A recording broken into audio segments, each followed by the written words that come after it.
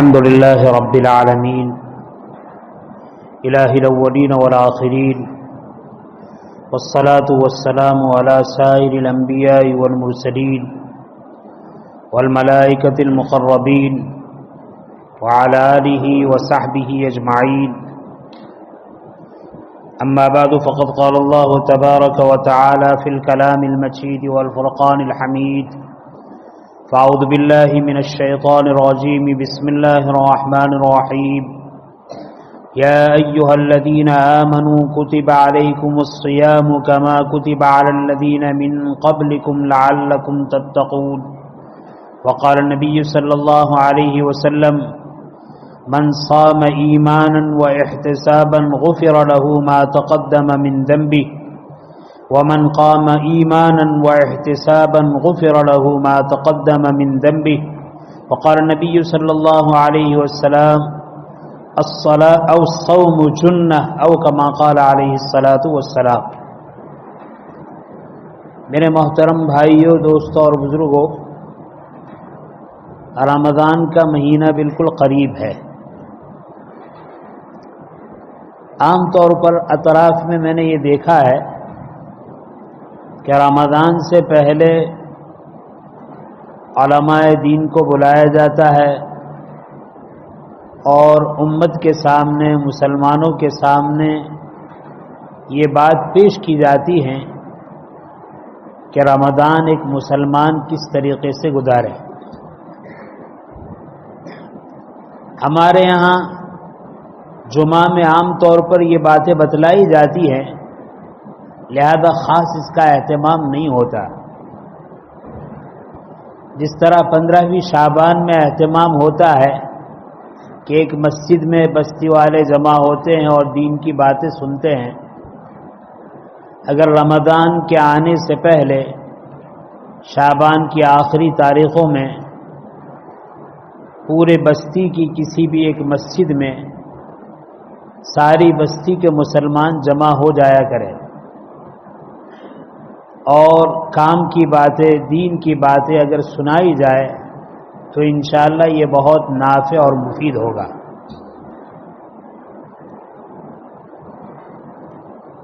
مجھے اس وقت یہ عرض کرنا ہے کہ مسلمان مرد اور مسلمان عورت رمضان کے مہینے کو کس طریقے سے وصول کرے، کس طریقے سے گزارے، کس طریقے سے بسر کرے. عام طور پر رمضان کا چاند غروب آفتاب کے قریب قریب یا سورج ڈوبنے کے بعد آدمی کو نظر آتا ہے، اور اسلامی مہینہ اور اسلامی رات غروب آفتاب سے شروع ہوتی ہے. کل جیسے ہی آفتاب غروب ہوگا، سورج ڈوبے گا، ماہ مبارک شروع ہو جائے گا. اس ماہ مبارک میں اگر ہمارا بھائی اور ہماری دینی مائیں بہنیں ایک بات کا ارادہ کر لے تو انشاءاللہ اس کا رمضان بہت عافیت کے ساتھ گزر سکتا ہے.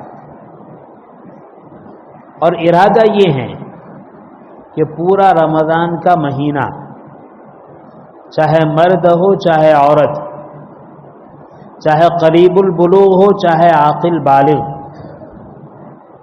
انشاءاللہ ہم یہ ارادہ کریں گے، یہ عزم کریں گے، یہ پختہ یقین کریں گے کہ انشاءاللہ پورا رمضان کا مہینہ اللہ کی نافرمانی نہیں کریں گے.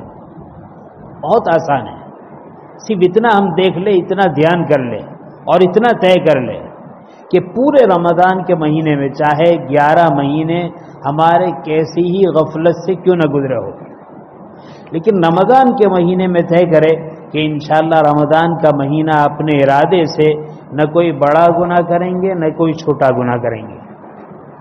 بہت آسان ہے.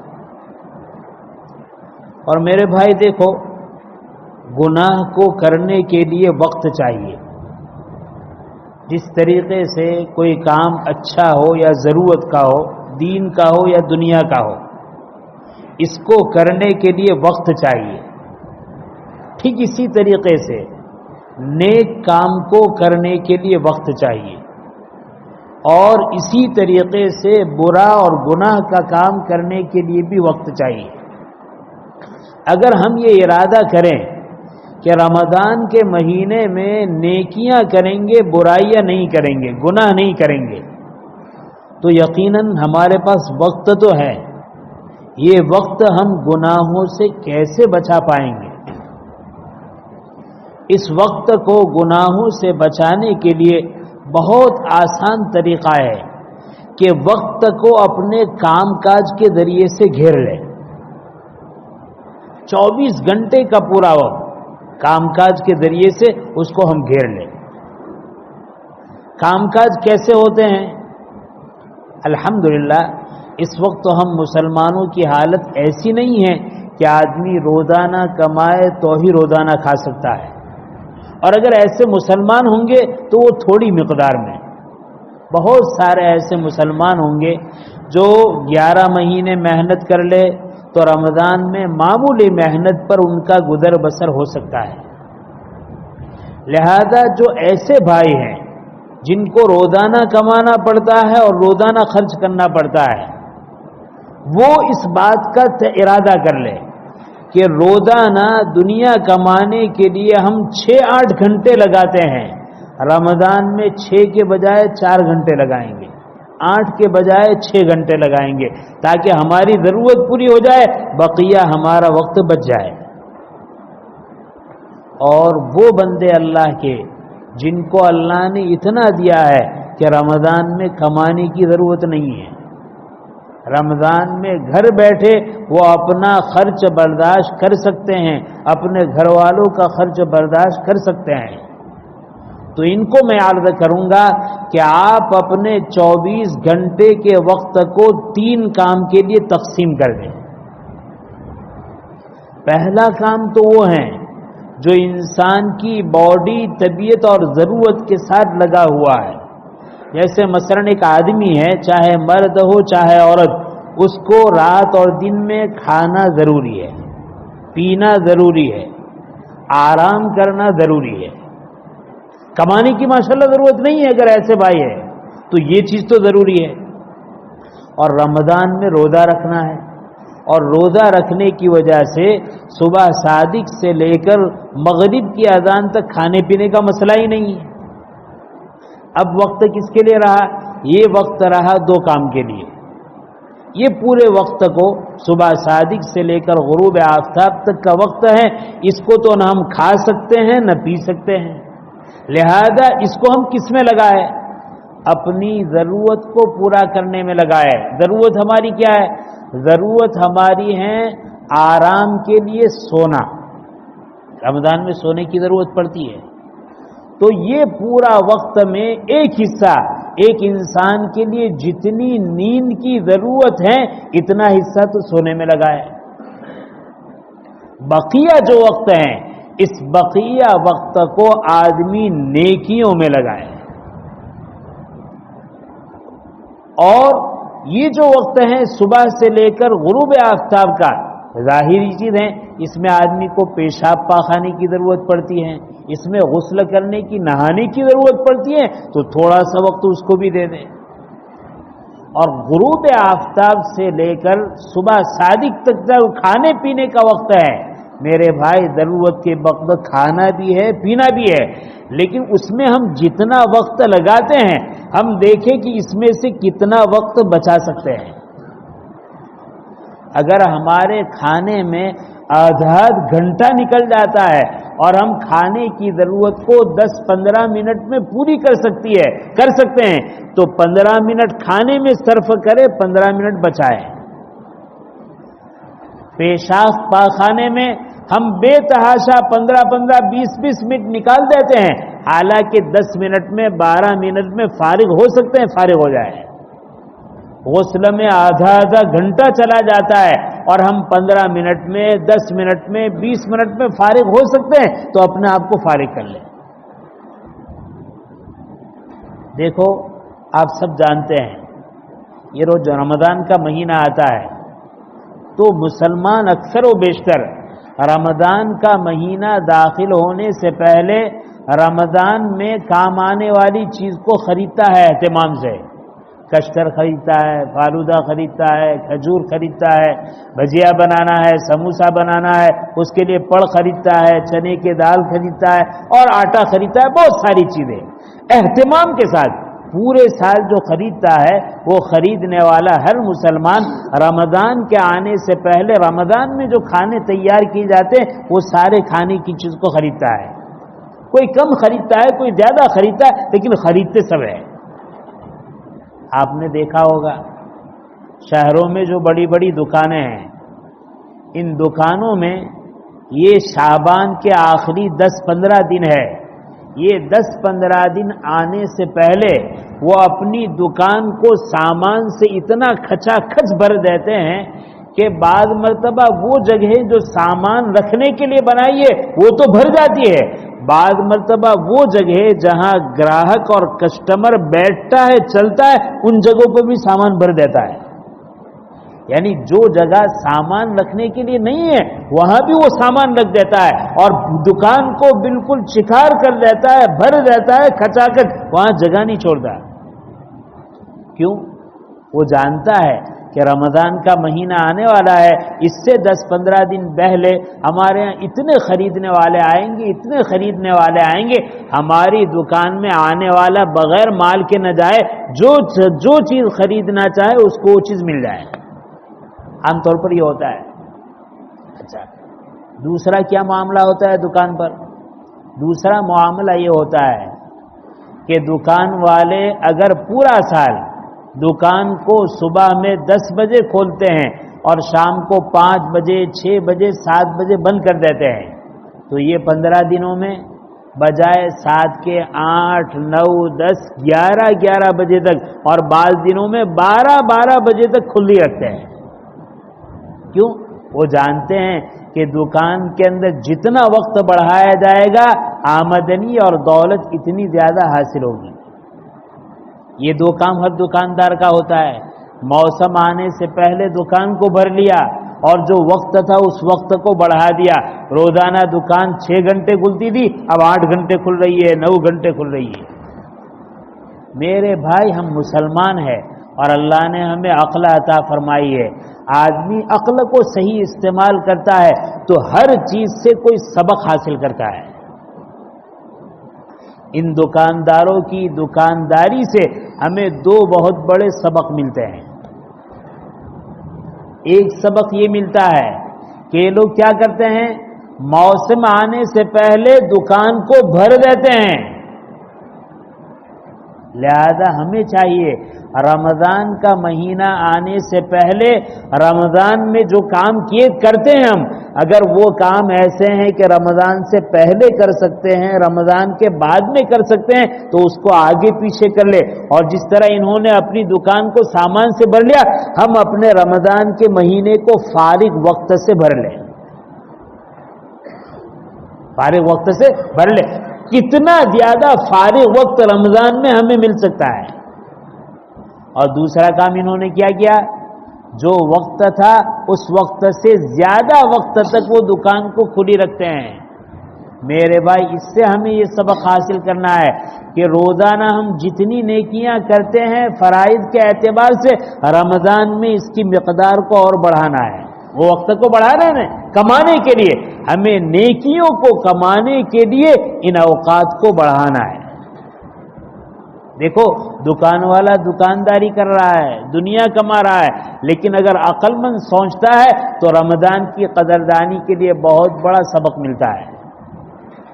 اب ہم غور و فکر کریں، بھائی جو ضروری کام ہے وہ تو کرنے ہی ہے، جن کو کمانا ہے ضروری ہے، کھانا ہے ضروری ہے، پینا ہے ضروری ہے، آرام کرنا ہے ضروری ہے، پیشاب پاخانہ کرنا ہے ضروری ہے، روزانہ غسل کرنا ہے، کپڑے بدلنا ہے ضروری ہے، اس سے تو انکار نہیں۔ اس کے علاوہ جو فارغ وقت ہیں، اس فارغ وقت کی حفاظت۔ اچھا، یہ فارغ وقت میں ہم 2 قسم کے کام کرتے ہیں، بعض کام وہ کرتے ہیں جو رمضان سے پہلے بھی ہو سکتے ہیں، جیسے بعض لوگ غفلت کرتے ہیں اور رمضان کا مہینہ داخل ہونے کے بعد یہ ساری کمائی، یہ ساری خریداری کرتے ہیں، جو رمضان سے پہلے خریدی جا سکتی ہے رمضان میں خریداری کرتے ہیں۔ نہیں، جو چیز رمضان سے پہلے جو کام کر سکتے ہیں اس کو رمضان تک نہ ٹالو، رمضان آنے سے پہلے اس سے فارغ ہو جاؤ۔ اور بعض کام ایسے ہیں کہ اگر رمضان سے پہلے نہیں کیے، رمضان میں نہیں کیے، تو رمضان کے بعد بھی اس کو کر سکتے ہیں۔ عید کا وقت آئے گا، ہم اپنے لیے کپڑے سلاتے ہیں، کوئی آدمی ہے 1 جوڑی کپڑا سلاتا ہے، کوئی آدمی ہے 5 جوڑی کپڑے سلاتا ہے۔ تو اگر ہمارے 1 جوڑی کپڑے سل گئے ہیں اور 4 جوڑی باقی ہے، تو میرے بھائی ہمارا رمضان اور ہماری عید 1 جوڑی سے ہو جائے گی۔ لہذا اس 4 جوڑی کو سلوانے کے لیے چکر لگانا بند کرے اور ایسے کام کو عید کے بعد پر ڈال دے کہ عید کے بعد کریں گے۔ تو دیکھو، جو کام رمضان سے پہلے ہو سکتے ہیں رمضان سے پہلے کر لو، جو کام عید کے بعد ہو سکتے ہیں عید کے بعد کر لو، اور جس کام کا ضروری ہونے کے ناطے رمضان میں کرنا ضروری ہے اس کو رمضان میں وقت گھٹا کر تھوڑے سے وقت میں پورا کر لو۔ تو ہمارے پاس آنے والے ماہ مبارک میں نیکیوں کو کمانے کے لیے بہت سارا وقت مل جائے گا۔ میرے بھائی صحیح بات یہ ہے، ایک رمضان کو ہماری زندگی میں بالغ ہونے کے بعد اتنے سارے رمضان ہمیں ملے ہیں، یقیناً ہم نے ایک رمضان کو صحیح معنی میں گزارا نہیں ہے، اللہ سے اپنے تعلق کو جوڑا نہیں ہے، اللہ سے لینا سیکھا نہیں ہے، اللہ سے مانگنا سیکھا نہیں ہے، دنیا سے تعلق کو کم کر کے اللہ سے تعلق کو بڑھانا یہ ہم نے عملی طور پر کیا نہیں ہے۔ اس لیے اس رمضان کی کیا حیثیت ہے، کیا قدر ہے، کیا ویلیو ہے، ہمیں معلوم نہیں ہے۔ جن اللہ کے نیک بندوں نے، جن اہل اللہ نے، جن اولیاء اللہ نے اس رمضان کو اس اعتبار سے گزارا کہ جو تعلق 11 مہینے کا حق تعالی سے تھا اس میں بہت بڑھوتری ہو گئی، مانگنے کا سلیقہ آ گیا، اپنی ساری ضرورت اس سے پورا کرانے کا طریقہ آ گیا۔ میرے بھائی اگر یہ ساری چیز ہو گئی اور اس طریقے سے رمضان گزارا تو ان اہل اللہ کا حال کیا تھا اور ہمارا حال کیا ہے؟ ہمارا حال یہ ہے کہ ہم مسلمانوں میں 80%، 90% ایسے لوگ ہیں کہ رمضان کو وہ عبادت کے اعتبار سے بوجھ سمجھتے ہیں۔ وہ لوگ نہیں جو بیچارے روزہ نہیں رکھتے، جو تراویح نہیں پڑھتے، جو نماز نہیں پڑھتے، وہ نہیں، ان کا تو کوئی مسئلہ ہی نہیں ہے۔ ہمارے وہ پابند بھائی جو سال بھر نماز پڑھتے ہیں اور اسی طریقے سے رمضان کے روزے بھی ہر سال لگتے ہیں اور تراویح بھی پڑھ لیتے ہیں، لیکن رمضان کے اندر اپنے تعلق کو اللہ سے صحیح طور پر جوڑنا نہیں سیکھا، لہذا ہر رمضان کے آنے سے پہلے رمضان اس کے لیے بوجھ محسوس ہوتا ہے، تراویح پڑھنی پڑے گی، روزہ رکھنا پڑے گا، یہ کرنا پڑے گا، وہ کرنا پڑے گا، بوجھ سمجھتا ہے۔ حالانکہ جن اہل اللہ نے اس رمضان کو صحیح معنی میں گزارا، علماء سلف کے حالات میں یہ بات ملتی ہے کہ رمضان کے آنے کے 4 6 مہینے پہلے وہ انتظار کرتے تھے، کاش رمضان کا مہینہ جلدی آ جائے اور اللہ سے اپنے تعلق کو بڑھا دے، کاش رمضان کا مہینہ جلدی آئے اور اللہ سے اپنی حاجت کو پورا کرا لے، کاش رمضان کا مہینہ جلدی آ جائے اور نیکیوں کا ذخیرہ ہم جمع کر لیں۔ قدر نہیں ہے اس لیے بوجھ محسوس ہوتا ہے۔ اگر اس کی قدر ہو، اس کی لذت کو ہم نے، ہاں بعض طبقہ ایسا ہے جو رمضان کی آمد کا انتظار کرتا ہے، نہ ان کو روزے سے لینا دینا ہے، نہ ان کو نماز فرض سے لینا دینا ہے، نہ ان کو نوافل اور تراویح سے لینا دینا ہے۔ وہ یہ جانتے ہیں کہ رمضان کا مہینہ آئے گا تو سحری میں تو کڑی کھچڑی ملے گی، لیکن افطاری میں بہت ساری قسم کے کھانے ملیں گے، کھانے کی وجہ سے تو وہ انتظار کرتا ہے کہ رمضان آ جائے۔ لہذا میرے بھائی میں اولاً اپنے آپ کو اور سارے بھائیوں سے کہتا ہوں، ایک سال کے لیے، ایک رمضان کے لیے ارادہ کرے کہ ہم رمضان کو اس طرح گزاریں گے جس طرح گزارنے سے حق تعالی شانہ نے روزے کا جو مقصد بیان کیا ہے کتب علیکم الصیام کما کتب علی الذین من قبلکم لعلکم تتقون، روزے فرض کیے گئے اگلوں پر اور تم پر روزے فرض کیے گئے جس طرح اگلوں پر فرض کیے گئے تھے تاکہ تم متقی بن جاؤ۔ روزے کا مقصد ہے تقوی حاصل ہونا۔ بالغ ہونے سے لے کر آج تک 10 20 20 30 30 50 50 رمضان گزر چکے، تقوی نہیں آیا۔ عادت میں روٹیشن میں عمل تو ہوتا رہا، 5 وقت کی نماز بھی پڑھ لی، زکوٰۃ بھی ادا کر لی، روزے بھی رکھ لیے، اعتکاف بھی کر لیا، لیکن تقوی جو آنا چاہیے تو وہ تقوی نہیں آیا۔ میرے بھائی اگر ایک رمضان اس طریقے سے گزاریں گے اللہ تعالیٰ تقوی کی دولت سے مالا مال فرمائیں گے۔ تقوی کیا ہے؟ میرے رب کا حکم جس وقت میں، جس جگہ پر، جس ماحول میں، جس زمانے میں میرے رب کا حق حکم ہے وہ پورا ہو جائے، چاہے دنیا راضی ہو چاہے دنیا ناراض ہو، چاہے دنیا خوش ہو چاہے دنیا ناخوش ہو، چاہے دنیا تعریف کرے چاہے دنیا برائی کرے، میرے رب کا حکم کیا ہے اس وقت میں، اس ماحول میں، اس مجمع میں، اس جگہ میں، وہ پورا ہو جائے، طبیعت ایسی بن جائے۔ اس طبیعت کا نام ہے تقوی، اللہ سے ڈرنے والا، کہ میرا اللہ مجھ سے کسی وقت ایک لمحے کے لیے ناراض نہ ہونے پائے، وہ ہمیشہ مجھ سے خوش رہے۔ یہ رمضان میں روزے رکھنے کا مقصد ہے۔ میں اپنے آپ کو پوچھتا ہوں اور ہم سب اپنے آپ کو پوچھے، اتنے سارے رمضان کے بعد تقوی نہیں، تقوی کا قطرہ اور چھینٹا بھی ہمیں ادا حاصل ہوا ہے، ہمیں ملا ہے؟ ہم سب کہیں گے کہ ہمیں نہیں ملا ہے۔ لیکن میرے بھائی حق تعالی شانہ بڑے غفور الرحیم ہے، ابھی بھی نا امید ہونے کی ضرورت نہیں ہے، ابھی بھی مرجھا جانے کی ضرورت نہیں ہے، مایوس ہونے کی ضرورت نہیں ہے۔ ضرورت اس بات کی ہے کہ اللہ کے دربار میں یہ طے کرے، اللہ کے گھر میں یہ طے کرے کہ انشاءاللہ ایک رمضان قرآن و حدیث کی روشنی میں جس طرح گزارنے کو کہا گیا ہم ایک رمضان کو اس طرح گزاریں گے۔ پہلے ہی بتایا تھا، قرآن اور حدیث کیا کہتی ہے؟ لعلکم تتقون، متقی بن جاؤ، یعنی اس طریقے سے رمضان گزارو کہ پورے رمضان میں تمہارے قصد و ارادے سے ایک بھی صغیرہ اور کبیرہ گناہ نہ ہونے پائے۔ اب یہ کس طرح ہو سکتا ہے کہ آدمی رمضان میں صغائر اور کبائر دونوں سے بچ جائے؟ تو میرے بھائی اس کا آسان طریقہ یہ ہے کہ ہم اپنا نظام بنائیں، صبح اٹھنے سے لے کر رات کو سونے تک، یا رمضان کا مہینہ شروع ہوگا مغرب کی نماز سے لے کر دوسرے دن کی مغرب کی نماز تک ہمارا کام کیا ہونا چاہیے، ہمارا نظام کیا ہونا چاہیے، ہم رمضان کے 24 گھنٹے کو کس طرح گزارے، یہ پہلے ترتیب اور نظام بنانا چاہیے۔ آئیے ہم نظام بناتے ہیں۔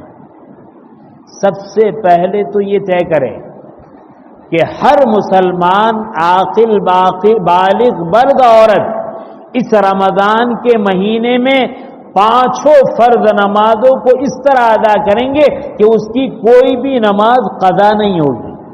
یہ طے کریں کہ 5 فرض نمازوں کو پورا رمضان اس طرح پڑھنا ہے کہ ایک بھی نماز ہماری قضا نہ ہونے پائے۔ کریں گے انشاءاللہ۔ دوسری بات یہ کرنا ہے کہ جس طرح ہماری نماز قضا نہیں ہوگی، ہماری نماز بے جماعت اکیلے نہیں ہوگی، با جماعت ہوگی، ہم جماعت سے نماز پڑھیں گے۔ ہماری ماں بہنیں پورا رمضان کا مہینہ پوری بستی میں، پورے گاؤں میں جہاں پہلی مسجد میں اذان ہوئی معلوم ہوا کہ نماز کا وقت داخل ہو گیا، فوراً وہ نماز پڑھ لیں گے۔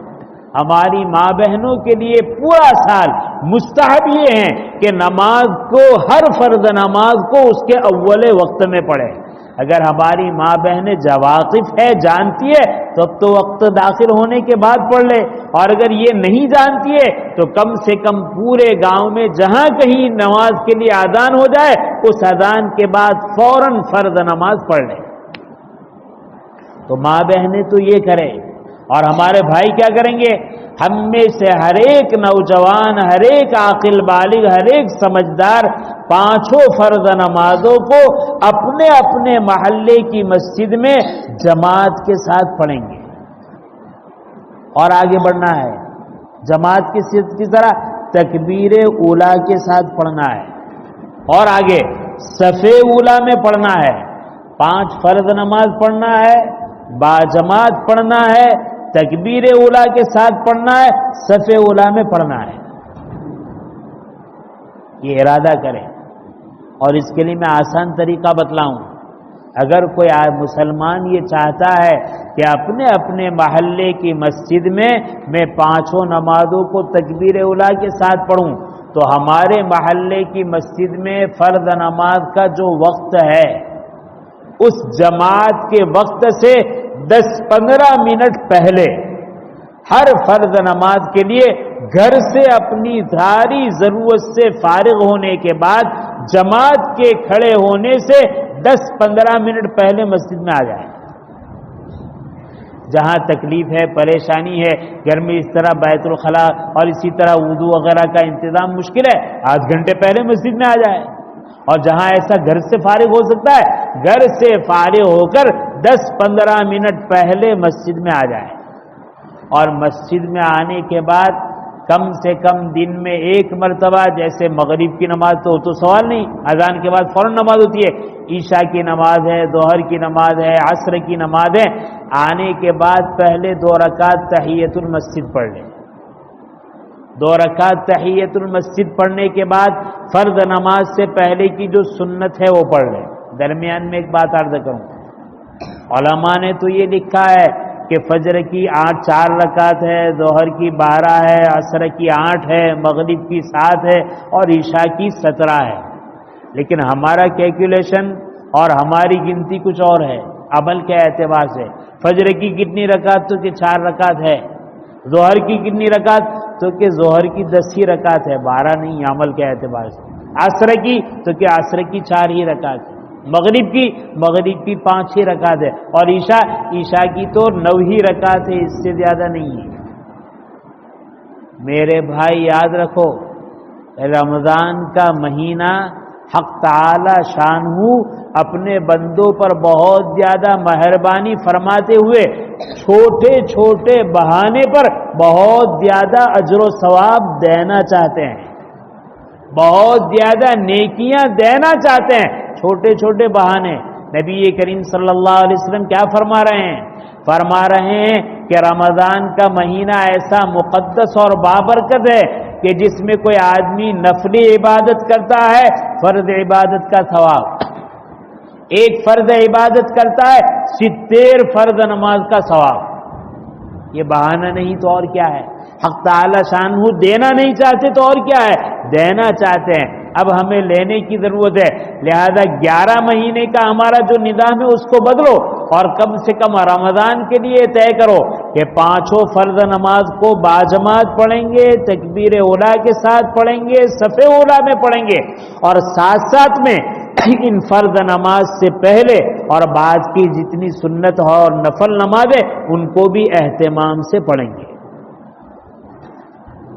دیکھو یہ وقت کو گھیرنے کی باتیں ہیں، آپ یہ ساری نمازیں اہتمام کے ساتھ، اور ہر نماز کے لیے اتنی جلدی تیاری کرے کہ اپنی ساری تیاری سے فارغ ہو کر مسجد میں آئے تو مسجد میں 10 12 15 منٹ باقی جماعت کے قائم ہونے میں باقی ہو۔ یہ نظام ایک مرتبہ میرے بھائی ایسا رمضان گزار کر دیکھو۔ اب مغرب کی نماز شروع ہوگی، مغرب کی نماز پڑھی، مغرب کی نماز کے بعد 2 سنت تو پڑھتے ہی ہیں۔ ایک ضعیف روایت میں ہے کہ جو آدمی مغرب کی فرض نماز کے بعد 6 رکعت نفل نماز پڑھے، حق تعالی شانہ 12 سال کی عبادت کا ثواب عطا فرماتے ہیں۔ میرے بھائی یہ بہانہ ہی نہیں تو کیا ہے؟ اللہ تعالیٰ دینا نہیں چاہتے تو کیا ہے؟ کوئی لینے والا چاہیے کہ 6 منٹ کی 6 رکعت ادا کرنے میں ہم سے 6 منٹ سے زیادہ وقت نہیں لگے گا۔ 6 رکعت ادا کرنے میں 6 منٹ، اور اجر و ثواب کتنا؟ 12 سال کی عبادت کا ثواب۔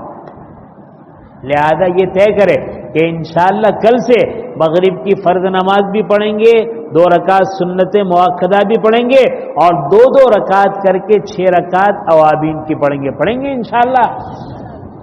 مغرب کی نماز پڑھی، گھر گئے، گھر جانے کے بعد پہلا ہی دن ہے، عام طور پر کھانے کا ماحول ہے، کھانا کھاتے ہیں، عشاء کی نماز کی اذان ہوگی۔ دیکھو عام طور پر لوگ یہ چاہتے ہیں کہ عشاء اور تراویح سے جلدی فارغ ہو جائے، اس لیے ہمارا مزاج کیا بنا ہے، پہلے دن تحقیق کرتے ہیں کہ فلاں مسجد میں کتنے بجے وطر سے فراغت ہوئے، فلاں مسجد میں کتنے بجے فطرت سے فارغ ہوئے، کہیں 2 منٹ کا فرق ہے، کہیں 5 منٹ کا فرق ہے، کہیں 10 منٹ کا، اس سے زیادہ کا فرق نہیں۔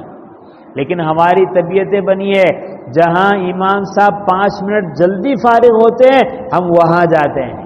آپ مسئلہ معلوم کر لیں، علماء نے لکھا ہے ہر شخص کو اپنے اپنے محلے کی مسجد میں نماز ادا کرنا واجب کے قریب ہے، بلا عذر اپنے محلے کی مسجد کو چھوڑنا یہ واجب کو چھوڑنے کا گنہگار ہوگا۔ اور رہا عشاء کی نماز کا وقت، تو عشاء کی نماز کو تاخیر سے پڑھنا مستحب ہے۔ جیسے ہمارے یہاں 8:15 بجے ہوتی ہے، یہاں 8:30 بجے ہوتی ہے، یہاں 8:45، یہ بہت اچھی بات ہے، لیکن ایک بات یاد رکھو، اگر آج ہمارا ماحول ایسا ہے کہ اگر ہم 15 منٹ تاخیر سے پڑھتے ہیں اور اس تاخیر کی وجہ سے ہماری جماعت ٹوٹ جاتی ہے، تو پھر علماء نے لکھا ہے کہ جلدی پڑھ لینا بہتر ہے۔ دیکھو اصل مسئلہ کیا ہے، عشاء کی نماز کو تاخیر سے پڑھنا مستحب ہے، لیکن اگر دیر سے پڑھنے میں مصلی ادھر ادھر منتشر ہو جائے اور جماعت میں کمی آ جائے تو پھر جلدی پڑھ لینا اچھا ہے۔ عشاء کی نماز کا وقت ہوا اور اس کے بعد 5 منٹ کے بعد اذان دی اور اس کے بعد 15 منٹ کے بعد نماز پڑھی۔ آج کل عشاء کی نماز کا وقت ہوتا ہے، اس کے بعد 5 منٹ کے بعد بھی اذان دو تو 8:15 بجے اذان، 8:30 بجے نماز۔ اگر ہمارے محلے کا ماحول ٹوٹتا نہیں ہے، مصلی میں کمی نہیں آتی ہے، تو میں ہرگز نہیں کہوں گا کہ آپ 8:45 کی بجائے 8:30 کرو، 8:45 رکھو۔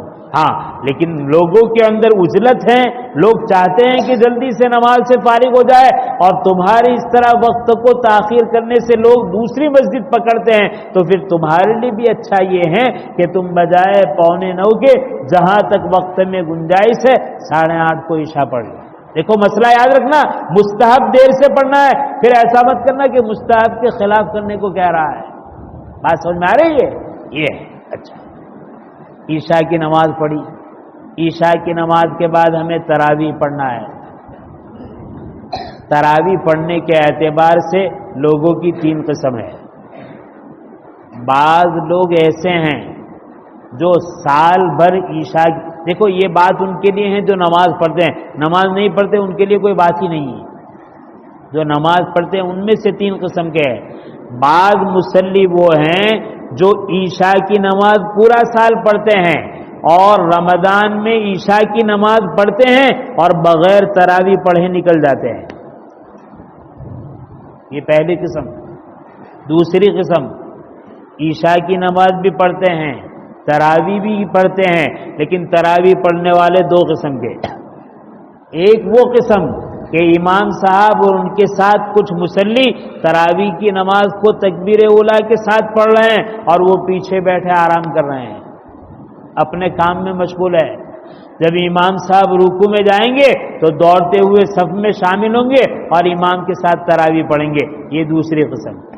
پہلی قسم تو وہ عشاء پڑھ کے چلے گئے، اور دوسری قسم بیٹھے لیکن قرآن سننے کے لیے نماز میں شریک نہیں ہوئے۔ تیسری قسم ہے کہ ماشاءاللہ جیسے ہی امام صاحب تراویح کے لیے تکبیر تحریمہ کہتے ہیں وہ شروع سے تکبیر تحریمہ میں شامل ہوتے ہیں۔ میں ذرا ان بھائیوں سے جو بھائی پیچھے بیٹھے رہتے ہیں، یا ان بھائیوں سے جو فرض نماز پڑھنے کے بعد بغیر تراویح پڑھے نکل جاتے ہیں، بہت ادب کے ساتھ ایک بات کہتا ہوں، آپ دھیان سے سنیں۔ یہ جو ہم نماز پڑھتے ہیں نا، قرآن پڑھتے ہیں، کوئی نیکی کا کام کرتے ہیں، یہاں تک کہ ایک مرتبہ اپنی زبان سے سبحان اللہ کہتے ہیں، آدمی اپنی طاقت سے اپنے ارادے سے اپنے بل بوتے پر نہیں کہہ سکتا جب تک کہ اللہ تعالی کی طرف سے توفیق نہ ہو۔ توفیق ہوتی ہے آدمی ایک مرتبہ سبحان اللہ کہہ سکتا ہے، توفیق نہیں ہوتی پورے دن میں ایک مرتبہ سبحان اللہ نہیں کہہ سکتا۔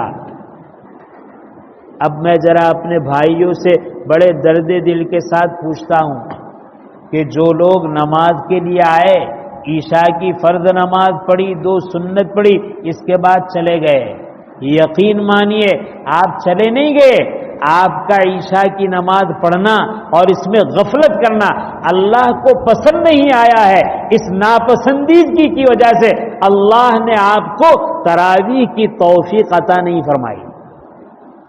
آپ گئے نہیں ہیں، آپ کو نکال دیا گیا ہے۔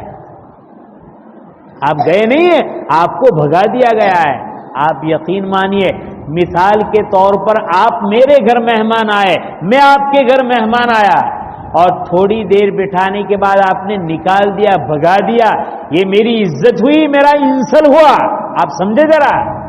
تو میرے بھائی، اللہ کے جو بندے عشاء کی نماز پڑھنے کے لیے آئے اور عشاء کی نماز پڑھ کر بغیر تراویح کے چلے گئے، وہ چلے نہیں گئے، اللہ کو ان کی حاضری پسند نہیں آئی، گھر سے نکال دیا۔ توفیق تھی تو گھر میں آئے، توفیق نہیں ملی تو نہیں ٹک سکے اور فرض کے بعد تراویح پڑھے بغیر نکال دیا گیا۔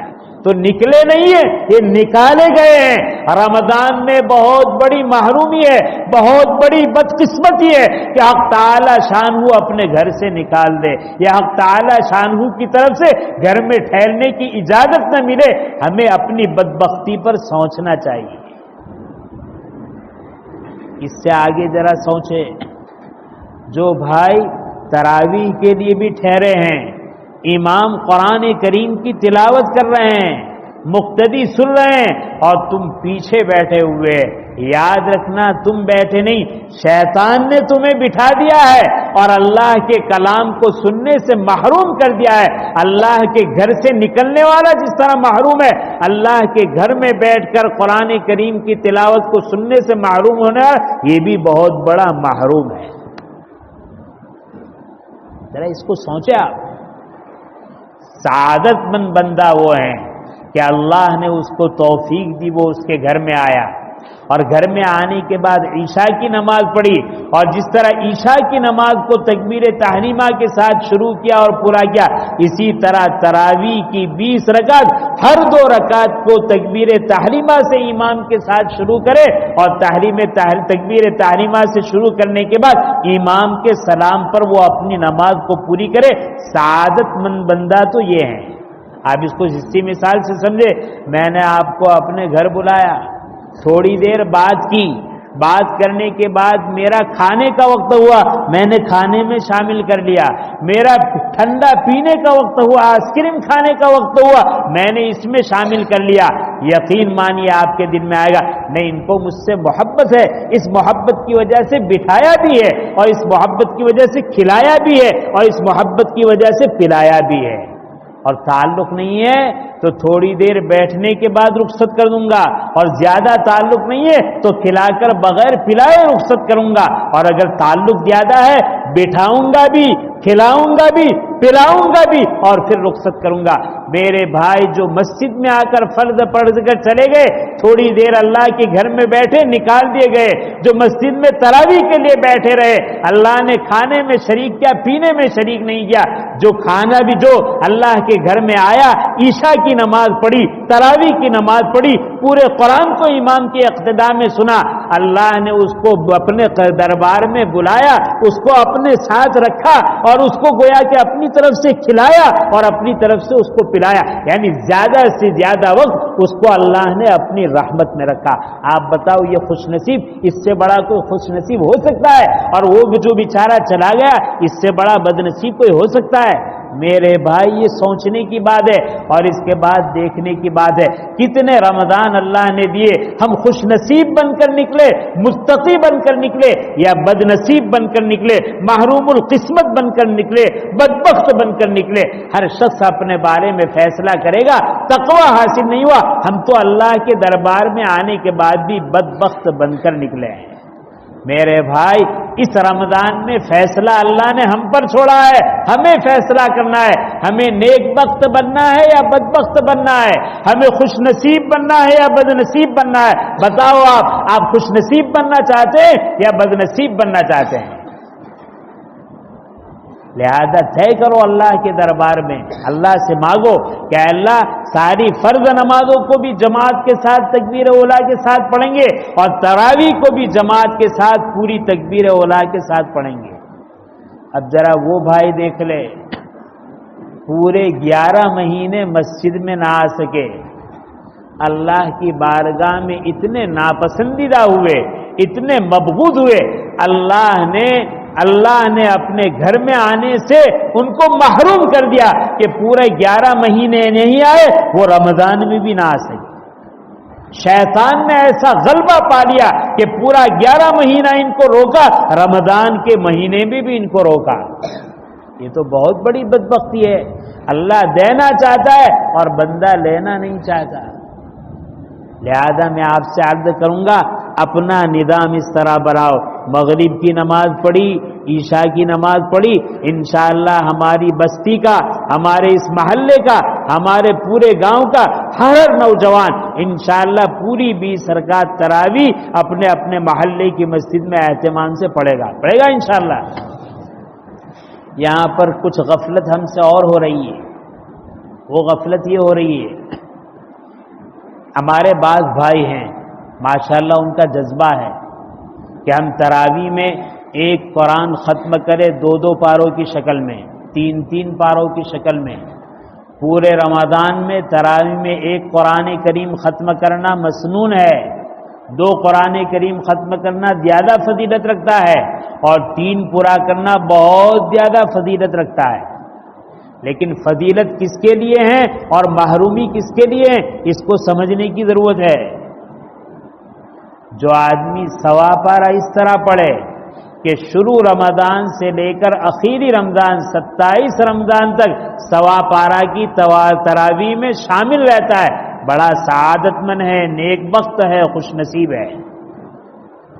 اور اگر کوئی آدمی 2 پاروں کی 2 قرآن ختم کرنا چاہتا ہے تو ایک شکل تو اس کی یہ ہے، جہاں 2 پاروں کا نظام ہے پہلی رمضان سے لے کر 28 یا 29 رمضان تک وہی 2 پاروں کی تراویح پڑھے، اور اگر 3 پاروں کی فضیلت حاصل کرنا ہے تو جہاں پہلی رمضان سے لے کر 29 رمضان تک 3 پارے پڑھے جاتے وہاں 3 پارے پڑھے۔ یہاں پر دیکھو بد نصیبی کیا ہے، محرومی کیا ہے۔ بعض مرتبہ ہم سے یہ غفلت ہوتی ہے، ہم پہلے عشرے میں 3 پارے پڑھ کے قرآن ختم کر دیتے ہیں، یا پہلے 15 دن میں 2 پارے پڑھ کے قرآن ختم کر دیتے ہیں، اور اس کے بعد بقیہ 10-20 دن یا بقیہ 15 دن تراویح پڑھی تو کیا، نہ پڑھی تو کیا، علم تر سے پڑھی تو کیا، ادھر ادھر چکر لگاتے رہے تو کیا، کبھی اس مسجد میں، کبھی اس مسجد میں، کبھی اس محلے میں، کبھی اس محلے میں، کبھی اس بستی میں، کبھی اس بستی میں۔ میرے بھائی یہ تراویح کی شان نہیں ہے۔ اگر ہمیں یہ سعادت حاصل کرنا ہے کہ ایک قرآن 3 پارے میں پڑھے تو ہمارا نظام یہ ہونا چاہیے پہلی رمضان سے لے کر 20 رمضان تک اپنے محلے کی مسجد میں جو ترتیب ہے اس سے پڑھے، اور آخری عشرہ جہاں 3 پارے پڑھے جاتے وہاں پڑھے۔ اگر ہم چاہتے ہیں کہ 2 پاروں کی تراویح ہم ایک قرآن کرے تو پہلی رمضان سے لے کر 15 رمضان تک اپنے اپنے محلے کی مسجد میں جس ترتیب سے 1.25 پارہ پڑھا جا رہا ہے وہاں پڑھے، اور آخری 14-15 دن ہے وہ وہاں جا کر پورا کرے۔ یہ کیا سعادت ہوئی، وہ عشرہ جو رمضان کا سب سے زیادہ فضیلت والا عشرہ تھا اس میں تو ہم تراویح میں لمبی قرات سے محروم رہے، کبھی علم طرح سے، کبھی 1.25 پارہ سے، کبھی 1 پارہ سے، کبھی پڑھی تو کیا، کبھی نہ پڑھی تو کیا۔ اور عام طور پر ہمارے نوجوانوں کا، ہمارے نماز پڑھنے والے بھائیوں کا ذہن یہ ہے کہ ایک قرآن ختم ہو گیا تراویح ختم ہو گئی۔ تراویح مستقل ایک سنت ہے اور ایک قرآن کریم اس میں پڑھنا مستقل ایک سنت ہے، 2 الگ الگ سنت ہے۔ پورے رمضان میں ایک قرآن کو ختم کرنا ایک سنت، اور پورے رمضان پابندی سے 20 رکعت پڑھنا یہ مستقل سنت ہے۔ لہذا میرے بھائی ہونا یہ چاہیے کہ تراویح کا اہتمام اس طرح کرے، 2 پارہ پڑھنا ہے تو آخری اشرا، 3 پارہ پڑھنا ہے تو آخری اشرا، پہلے 15 دن، پہلے 20 دن ہم اپنے اپنے محلے کی مسجد میں جم کر، اور یہ بھی اچھا نہیں کبھی نئی مسجد میں، کبھی چھوٹی مسجد میں، کبھی حسینی مسجد میں، کبھی جامع مسجد میں، کبھی چارس، یہ اچھا نہیں ہے، اپنے محلے کی مسجد میں پڑھو، مسجد کا حق ہے۔ اس سلسلے میں مجھے ایک بات ملی حفاظوں کے سلسلے میں، عام طور پر ہمارے یہاں ہوتا ہے کہ جب 22واں پارہ تراویح میں آتا ہے تو سورہ یاسین چھوڑ دیتے ہیں، اور بعض جگہ پر سورہ یاسین پڑھ کر پارہ ختم کر دیتے ہیں۔ اچھا یہ ہے کہ ماحول علاقے کا دیکھ لیا جائے، علاقے کے عام ائمہ کیا کرتے ہیں۔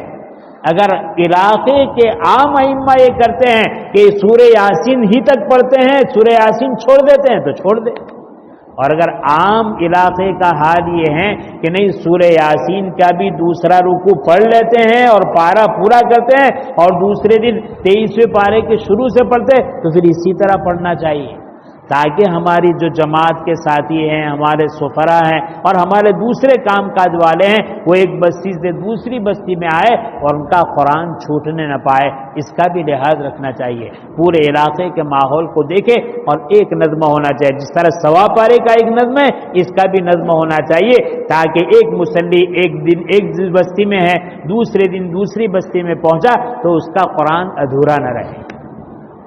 یہ تو باہر درمیان میں ائمہ کے لیے بات تھی، تو باہر میں عرض کر رہا تھا اس طریقے سے ہم نے تراویح کی نماز پڑھ لی۔ اب اس وقت رات کا موقع ہے، اور ہمارے ماشاءاللہ لاجپور کے نوجوانوں کا حال تو یہ ہے کہ رمضان ہو یا رمضان نہ ہو 12 بجے سے پہلے ان کو نیند نہیں آتی ہے، اور میں تو تفریحاً ہنستے ہوئے کہتا ہوں کہ ہمارے ہاں فجر کے بعد اگر 10 نوجوان تلاش کرے تو مشکل، 8 بجے مل سکتے ہیں، 9 بجے 20 ملیں گے، 10 بجے 30 ملیں گے، اور رات کو عشاء بعد تلاش کرے تو 50، اور 1 گھنٹے بعد تلاش کرے تو 100، اور 2 گھنٹے کے بعد تلاش کرے تو 200، اور 4 گھنٹے کے بعد تلاش کرے تو 500۔ دیکھو میرے بھائی سنو، اگر ہمیں رات کو نیند نہیں آتی ہے تو رمضان کے مہینے میں رخ بدل کر اس سے فائدہ اٹھانا چاہیے، اچھی چیز نہیں ہے۔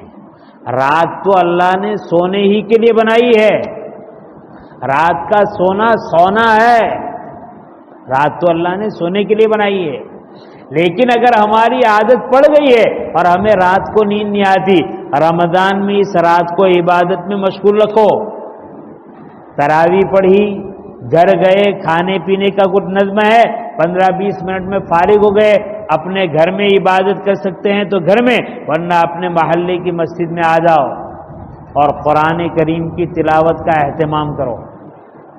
میرے بھائی برا نہ مانے، لاجپور کی بستی ہے، اہل اللہ علماء صلاحہ کی بستی سمجھی جاتی ہے، لیکن ہماری بستی کا یہ حال ہے کہ ہماری بستی میں بہت سارے نوجوان ہیں، یا تو وہ سیرے سے قرآن پڑھے ہی نہیں ہیں، اور کتنے نوجوان ایسے ہیں جو قرآن پڑھے ہیں لیکن روزانہ تلاوت نہ کرنے کی وجہ سے بالکل بھول چکے ہیں۔ لہذا یہ رمضان کی رات ان کے لیے بہت قیمتی راتیں ہیں، جو قرآن پڑھنا نہیں جانتے اپنے محلے کے حفاظ سے، اپنے محلے کے علماء سے منت سماجت کر کے اس رات میں قرآن کریم کو سیکھے، اور اگر قرآن کریم پڑھنا جانتا ہے تو صحت کے ساتھ تجوید کے ساتھ پڑھنا سیکھے۔ جس طرح مومن کو قرآن کریم پڑھنا ضروری ہے، قرآن کو تجوید سے پڑھنا فرض ہے، تو قرآن پڑھنا بھی سیکھے اور قرآن صحیح پڑھنا بھی سیکھے۔ یہ رات سے بڑھ کر کوئی اچھا موقع نہیں ہے، بہت بڑی رات ہے، بہت لمبی رات ہے، قرآن کریم کو سیکھے۔ اور جو ہمارے نوجوان بھائی پڑھتے بھی ہیں، صحیح بھی پڑھتے ہیں، میں ان سے کہوں گا کہ اس رات میں خوب قرآن پڑھنے کا اہتمام کریں۔ ہماری پوری رات ہم بیدار رہتے ہیں، کبھی ہماری رات جائے گی تلاوت میں، کبھی ہماری رات جائے گی ذکر و اذکار اور تسبیحات میں، کبھی ہماری رات جائے گی صلاۃ التوبہ پڑھنے میں، صلاۃ التسبیح پڑھنے میں، تہجد پڑھنے میں، کبھی ہماری رات جائے گی توبہ استغفار میں، اپنے گناہوں پر آنسو بہا کر رونے میں، اپنے گناہوں پر معافی مانگنے میں ہماری یہ رات جانی چاہیے۔ اور اگر میرے بھائی غفلت کی وجہ سے ہماری یہ رات ان کاموں میں نہیں جاتی ہے تو یاد رکھو، جس طرح پورا سال آپ سو جاتے ہو، آپ کا رمضان کی رات میں سو جانا جاگنے سے بہتر ہے۔ اس طرح رمضان کے مہینے کی نیکیاں بہت بڑی ہے، رمضان کے مہینے کے پاپ اور کرتوت اور گناہ بھی بہت بڑے ہیں۔ علماء نے اپنا تجربہ لکھا ہے کہ جو آدمی رمضان کے مہینے کو گناہوں سے بچاتے ہوئے نیکیوں کے ساتھ گزارتا ہے، اس کا اثر 11 مہینے پر پڑتا ہے، اور 11 مہینہ گناہ سے بچنا آسان ہو جاتا ہے، نیکیوں کا کرنا آسان ہو جاتا ہے۔ اور جو بھائی غفلت اور نادانی سے اس ماہ مبارک کو بھی گناہوں سے نہیں بچا پاتا اور نیکیاں نہیں کر پاتا، رمضان کے بعد کتنی بھی کوشش کرے وہ نیکیوں پر پابندی نہیں کر پائے گا، گناہوں کو چھوڑنا چاہے نہیں چھوڑ پائے گا۔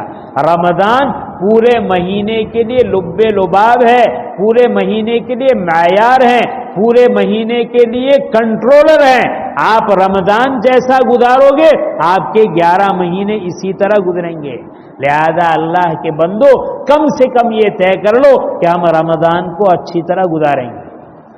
پھر رات کا لمبا وقت گزر گیا، سحری کا وقت آیا ہے، سحری کھانے سے 15 منٹ آدھ گھنٹہ پہلے اہتمام سے 4 رکعت 6 رکعت 8 رکعت تہجد کا اہتمام کرے، اور تہجد پڑھنے کے بعد 10 منٹ 15 منٹ 20 منٹ اکیلے اپنے لیے اور پوری امت کے لیے دعا کرے۔ میرے بھائی رمضان کا تو پورا مہینہ دعا کے قبول ہونے کا مہینہ ہے، لیکن رمضان کے پورے مہینے میں پورے 24 گھنٹے کے رات دن میں 2 وقت ایسے ہیں جس میں دعا بہت زیادہ قبول ہوتی ہے۔ ایک وقت ہے تہجد کا اور ایک وقت ہے افطار کے وقت کا۔ ان 2 وقتوں کو خوب اہتمام کے ساتھ دعا میں گزارنا چاہیے۔ تہجد کی نماز پڑھ لی، سحری کھا لی، سحری کھانے کے بعد محلے کی مسجد کی اذان کا انتظار نہ کرے، اپنے گھر سے فارغ ہو کر مسجد پہنچے۔ اگر ابھی نماز اذان نہیں ہوئی ہے قرآن کریم کی تلاوت میں مشغول ہو جائے، اذان ہو رہی ہے اذان ہو گئی ہے تو اذان ہو جانے کے بعد 2 رکعت سنت پڑھے، تسبیحات میں مشغول رہے، اور پوری رات کی بیداری ہے فجر کی نماز اپنے محلے کی مسجد میں تکبیر اولیٰ کے ساتھ ادا کرے، اور اس کے بعد اپنے اپنے گھروں پر جا کر سو جائے، کوئی بات نہیں۔ ہاں کوئی سعادت مند بندہ ہے اشراق تک اللہ کی عبادت میں مشغول رہے اور اشراق پڑھے، بہت بڑی بات ہے، لیکن رات کی بیداری ہے نہیں پڑھ سکتا ہے، فجر کی نماز جماعت سے پڑھو اور اس کے بعد فوراً سو جاؤ۔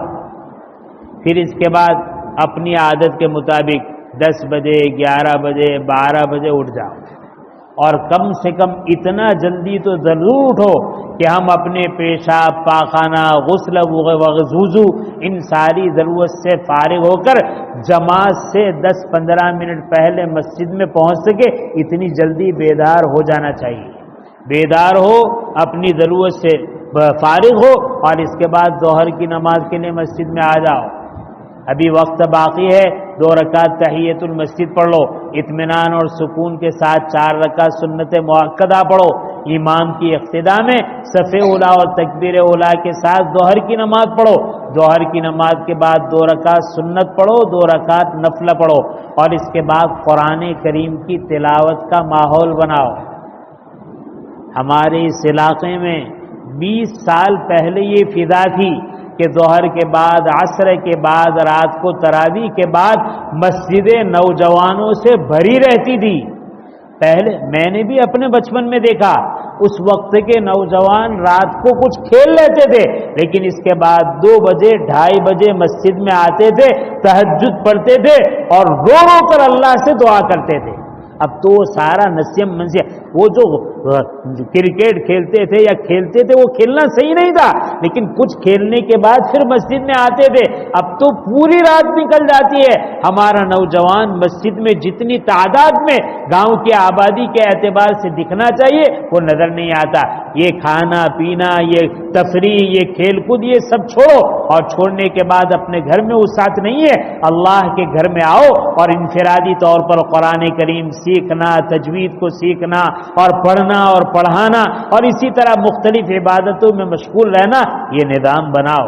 خاص کر کے ظہر کی نماز کے بعد اپنی اپنی حیثیت سے آدھا پارا، پونا پارا، ایک پارا پڑھنا چاہیے۔ میرے بھائی، علماء نے لکھا ہے کہ ہر مسلمان پر قرآن کا حق یہ ہے کہ سال میں کم سے کم 2 قرآن پورے کریں۔ ہمارے بھائی، پورا مہینہ گزر جاتا ہے، بعض لوگوں کا حال یہ ہے 5 پارے پڑھنے کی توفیق نہیں ہوتی۔ قرآن کا حق ہے، میں نے آپ کے سامنے حدیث پڑھی ہے، جو آدمی روزہ رکھے ایمان کے ساتھ اور اجر و ثواب کی امید کے ساتھ، اللہ تعالیٰ اس کے اگلے گناہ معاف فرما دیں گے۔ جو آدمی رات کا قیام کرے، رات کی نمازیں پڑھے، اس میں تہجد بھی شامل ہے، اس میں تراویح بھی شامل ہے، ایمان اور احتساب کے ساتھ، اجر و ثواب کی امید کے ساتھ، اللہ تعالیٰ اس کے گناہ کو معاف کر دیں گے۔ اور دوسری ایک حدیث میں ہے کہ قرآن اللہ کے دربار میں تمہارے موافقت میں بھی ہوگا اور تمہاری مخالفت میں بھی ہوگا۔ اگر تم نے اس کے حق کو ادا کیا، اس کو سیکھا اور تجوید کے ساتھ پڑھا اور کم سے کم اتنا پڑھا کہ سال میں 2 قرآن ختم کیے، تو تمہارے حق میں گواہی دے گا۔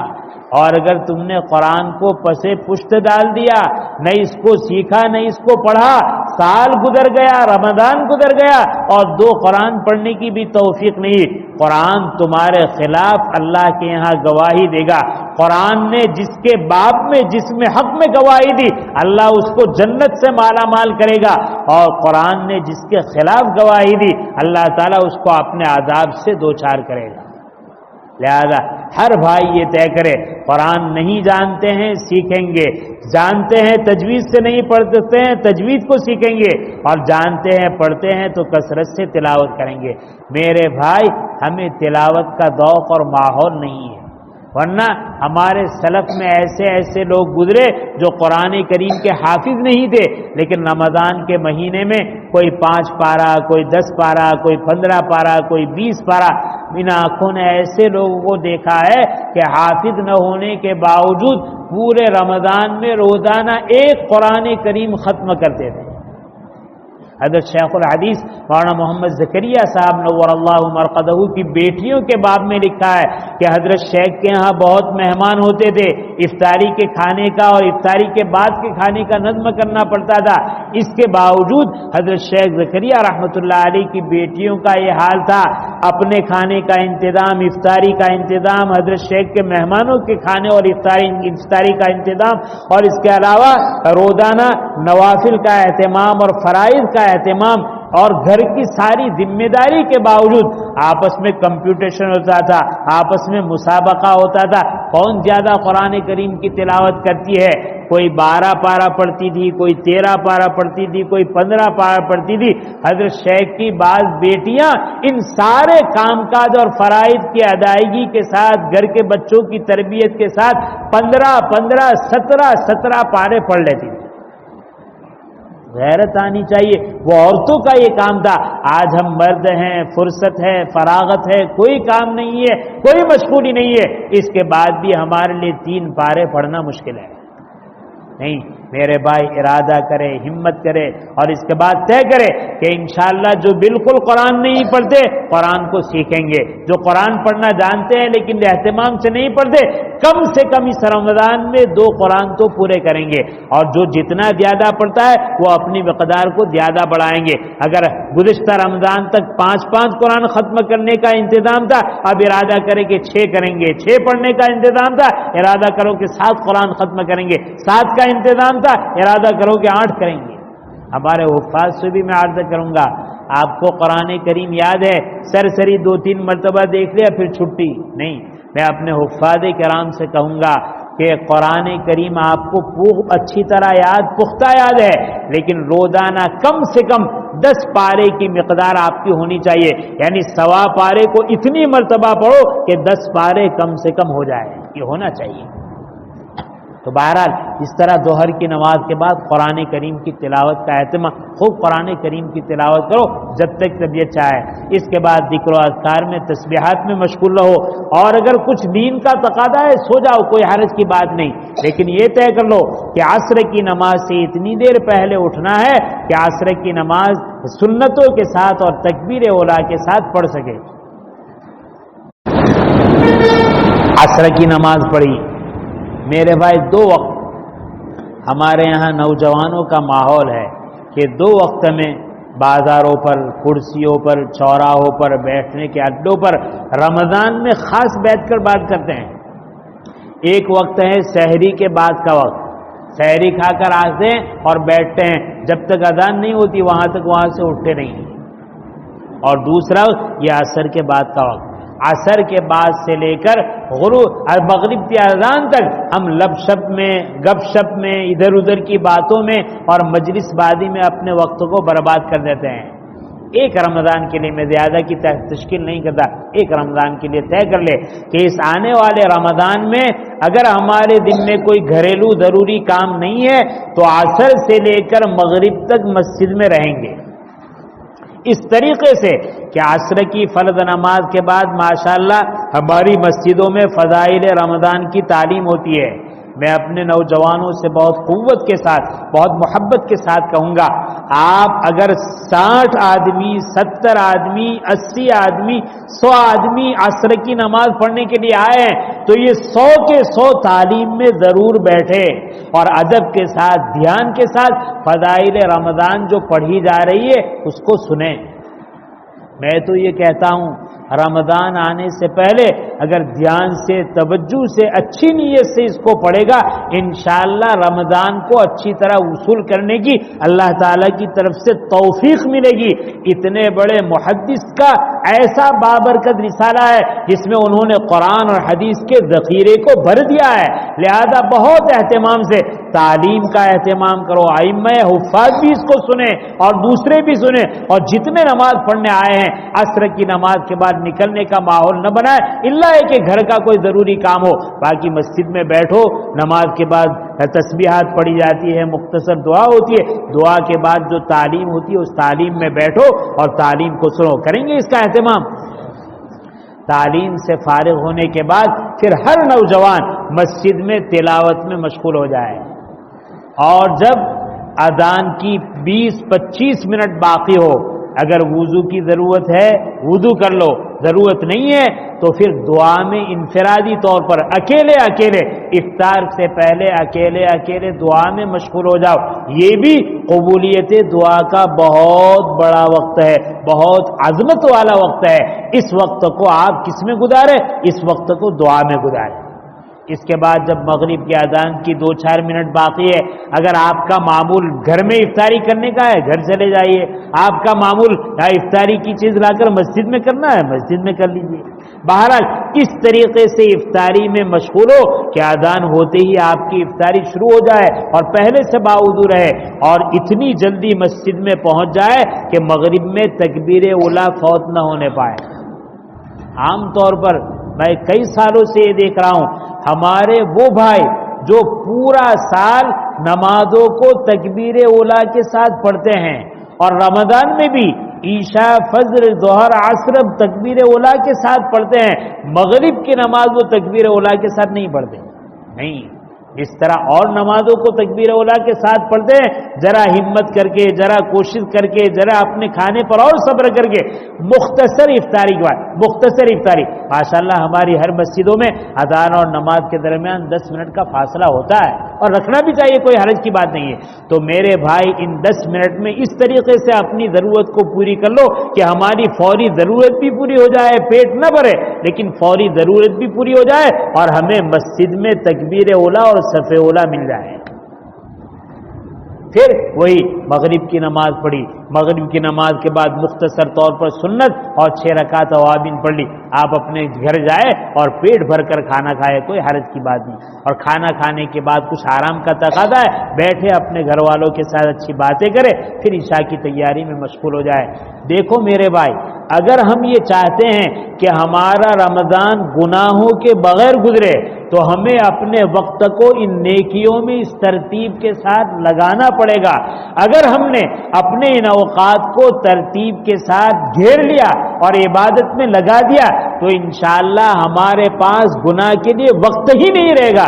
جب وقت ہی نہیں رہے گا تو گناہ بھی ہونے والا نہیں۔ گناہ کے لیے وقت چاہیے، وقت تو ہم نے نیکیوں کے لیے دے دیا ہے، تو میرے بھائی گناہ کے لیے وقت نہیں رہے گا، وقت گناہ نہیں ہوگا، گناہ نہیں ہو پائے گا۔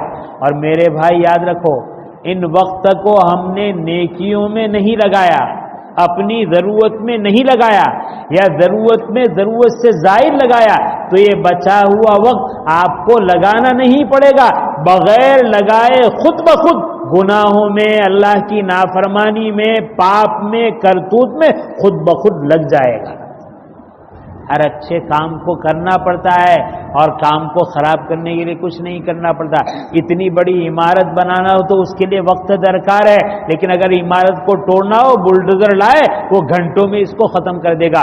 وقت کا حال بھی یہی ہے کہ وقت کو قیمتی بنانا ہے تو کچھ کرنا پڑے گا، اور وقت کو ضائع کرنا ہے تو جو قیمتی کام ہو اس کو چھوڑ دو، وقت خود ضائع ہو جائے گا۔ اس کا آپ اہتمام کریں گے انشاءاللہ، یہ ترتیب ہے۔ میں اپنی ماں بہنوں سے کہوں گا، رمضان کا مہینہ ہے، اللہ سے مانگنے کا مہینہ ہے، اللہ سے ہدایت بھی مانگے اور اپنی ضرورت بھی مانگے۔ رمضان کے مہینے میں عام طور پر مسلمان زکوٰۃ ادا کرتا ہے، زکوٰۃ کے سلسلے میں بہت گڑبڑی ہوتی ہے۔ آدمی، مالدار آدمی پہلے حساب نہیں کرتا، بعض طبقات تو وہ ہیں جو سیرے سے زکوٰۃ ہی نہیں دیتا، اور بعض لوگ زکوٰۃ دیتے ہیں تو پورا حساب نہیں کرتے، اور بعض لوگ حساب کرتے بھی دیتے ہیں تو تحقیق کر کے نہیں دیتے۔ زکوٰۃ کہاں دینی چاہیے، کس کو دینی چاہیے؟ جس طرح زکوٰۃ دینا فرض ہے، اپنی طاقت کے مطابق تحقیق کرنا یہ بھی ہمارے دین میں ضروری ہے۔ اور میری مائیں بہنیں اور میرے بھائی، میں عرض کروں گا، اللہ نے اگر ہمیں مال و دولت عطا فرمائی ہے تو ہم زکوٰۃ ضرور نکالیں، اور اگر ہم غریب ہیں، نادار ہیں، ضرورت مند ہیں، کبھی بھی زکوٰۃ کا مطالبہ کسی سے نہ کرے، کبھی بھی زکوٰۃ نہ مانگے۔ میں بہت درد دل کے ساتھ کہتا ہوں کہ ہماری مسلم سوسائٹیوں نے، ہماری مسلم کمیونٹی نے، ہماری مسلم جماعت نے، ہمارے مسلم علاقوں نے اس رمضان کے مہینے کو اللہ کو چھوڑ کر غیر اللہ سے مانگنے کا مہینہ بنا دیا ہے۔ اور اس مانگنے میں غریب کی کوئی بات نہیں، امیر ہو یا غریب، ہر ایک کا حال یہی ہے، پیسہ ملنا چاہیے، کہاں سے ملے، کتنا ملے، کہاں سے ملے، کتنا ملے۔ میں اللہ کے گھر میں کہتا ہوں، اگر ہم غریب ہیں، اگر ہم نادار ہیں، اگر ہمیں ضرورت ہے، ہمیں لوگوں کے سامنے ہاتھ کو پھیلانا نہیں ہے، اور مالداروں سے کہوں گا یاد رکھو، زکوٰۃ دینی ہے، زکوٰۃ منگوانی نہیں ہے، سائل بنانا نہیں ہے۔ قرآن کریم اور احادیث تو یہ کہتی ہے زکوٰۃ ادا کرو، زکوٰۃ دو، زکوٰۃ دو۔ غریبوں کو کہیں حکم نہیں ہے کہ زکوٰۃ مانگو، مالداروں کو حکم ہے کہ زکوٰۃ دو۔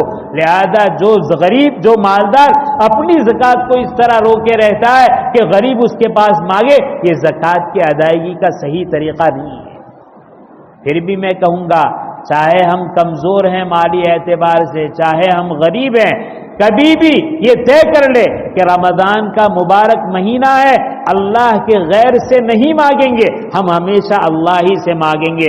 راتوں کو اٹھو، افطار کے وقت نمازوں کے اہتمام کے ساتھ، روزے کے اہتمام کے ساتھ رو رو کر اللہ سے مانگو۔ ہماری ضرورت پورا کرنے والا اللہ ہی ہے۔ جس طرح مالدار کی ضرورت پورا کرتا ہے، اللہ غریب کی بھی ضرورت پورا کرتا ہے۔ ضرورت اس بات کی ہے پہلے ہم اللہ کے بنے، پھر اللہ سے مانگے۔ ہمیں نماز کا اہتمام نہیں، ہمیں روزوں کا اہتمام نہیں ہے، ہمیں حلال کی ترمیز نہیں ہے، گناہوں میں ہم لوٹے ہوئے، اور پھر کہتے ہیں ہم دعا مانگتے ہیں لیکن قبول نہیں ہوتی۔ اللہ کے بن کے رہیے، اللہ کے بن کے دیکھیے، اس کے بعد دیکھو اللہ تعالیٰ کیسے دیتا ہے، کس طرح دیتا ہے۔ اللہ اتنا دے گا، اتنا دے گا تم لیتے ہوئے تھک جاؤ گے. ہاں لیکن حق تعالی شانہ آزماتے ہیں. ایسا نہیں تم نے بیان سنا اور رمضان میں 2-4 راتیں مانگی اور تمہارے خزانے بھر گئے. اللہ خوب آزمائیں گے، خوب آزمائیں گے. کڑکی بھی آئے گی، پریشانی بھی آئے گی، اور ایسا موقع آئے گا کہ تم لوگوں سے بھیک مانگے. لیکن ایسے وقت میں اللہ سے کہیے اے اللہ آپ میرے معبود ہیں، آپ میرے آقا ہیں، آپ میرے مسجود ہیں، میں آپ کا محتاج بندہ ہوں. میں نے تو یہ طے کر لیا ہے میں تیرے علاوہ کسی سے نہیں مانگوں گا. جس طرح میں نے اپنی پیشانی کو تیرے علاوہ کسی کے سامنے نہیں ٹکا ہے، میں اپنے ہاتھ کو تیرے علاوہ کسی کے سامنے نہیں پھیلاؤں گا. اس طرح اللہ سے ادب احترام کے ساتھ مانگے، اللہ ضرور ہماری ضرورتوں کو پورا فرمائے. آج ماحول یہ ہے، پورے علاقے کا ماحول ہے. ہمارے کیا نوجوان مرد، ہماری کیا نوجوان عورتیں ایک گاؤں سے دوسرے گاؤں، ایک بستی سے دوسری بستی، نہ رودوں کا ماحول ہے نہ نماز کا ماحول ہے، اور ہم نے اس کو بھیک منگنے کا ماحول بنا دیا ہے. یہ ہماری بہت بڑی غلطی ہے. یاد رکھیے دنیا کا نواب اور امیر ہو، اگر وہ اللہ کے در کو چھوڑ کر غیر اللہ سے مانگے گا، خدا پاک کی قسم اس کی ضرورتیں پوری نہیں ہوں گی.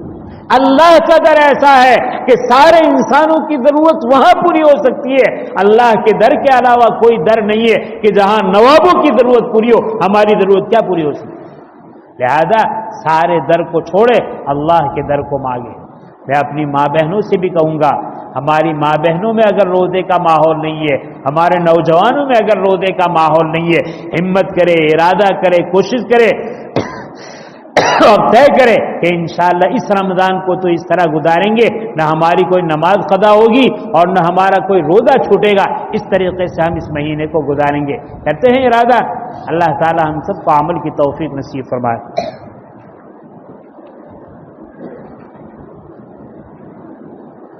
یہ چند باتیں ہیں رمضان کو گزارنے کے سلسلے میں. اس کے ساتھ ایک بات یہ بھی ہے، ہمارے بہت سارے مالدار بھائی ہیں، پوری زکوٰۃ ادا کرتے ہیں، لیکن یاد رکھنا چاہیے خالی زکوٰۃ کافی نہیں. اللہ نے اگر رزق حلال ہمیں دیا ہے، ہم مالدار ہیں اور زکوٰۃ اور صدقہ فطر ادا کیا ہے، تو ہمیں چاہیے نفلی صدقہ، للہ صدقہ ہم اپنے رشتہ داروں پر، ہم اپنے نیک صالحین لوگوں پر، ہم اپنے ضرورت مندوں پر خرچ کریں. اور زکوٰۃ کے سلسلے میں عرض کروں گا، سب سے پہلے زکوٰۃ اپنے ان قریبی رشتہ دار کو دے جن کو دینا جائز ہے. آدمی اپنی زکوٰۃ اپنے ماں باپ کو نہیں دے سکتا، اپنی اولاد کو نہیں دے سکتا، شوہر اپنی بیوی کو اور بیوی اپنے شوہر کو نہیں دے سکتی. اس کے علاوہ دوسرے قریبی رشتہ دار ہے، آپ کا حقیقی بھائی ہے، آپ کی حقیقی بہن ہے، آپ کے چچا ہے، ماموں ہے، خالہ ہے، پھوپھی ہے، ان کی اولاد ہے. اگر وہ ضرورت مند ہے تو ان کو زکوٰۃ دینی چاہیے. اور یہ کہنے کی بھی ضرورت نہیں کہ یہ زکوٰۃ ہے، آپ میرے بھائی ہیں، میں آپ کی مدد کرتا ہوں، میں آپ کو ہدیہ دیتا ہوں، میں آپ کو تحفہ دیتا ہوں.